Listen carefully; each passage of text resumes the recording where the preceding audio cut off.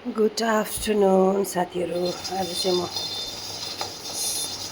Summer start भयो तर पनि यसपालि छिटो बर्खा लागेकोले गर्दा चिसै छ है। हेर्नुहोस् न, किटको कराईमा चाहिँ मकै भुटेको यस्तो दामी फुल उठ्यो कि अरूमा भुट्दाखेरि त्यस्तो फुल उठ्दैन, तर यो किटको कराईमा भुटेको मजाले फुल उठ्यो। एकदमै कमुलो पनि हुँदो रहेछ किटको कराईमा। हेर्नुहोस् न, गरम महिना लागे पनि पानी परेकोले एकदम चिसो मौसम छ।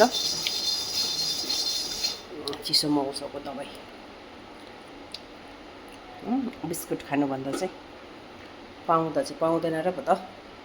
पाउँदा चाहिँ यो चाहिँ यति राम्रो हो कि मैले देखाएको चाहिँ हो किटको कराईमा भुट्दा जस्तो मजाले।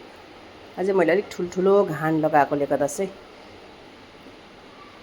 त्यस्तो बेसी सानो सानो घान लगाएको दामी फुल उठ्ने थिएछ है साथी। हो यस्तै छ है।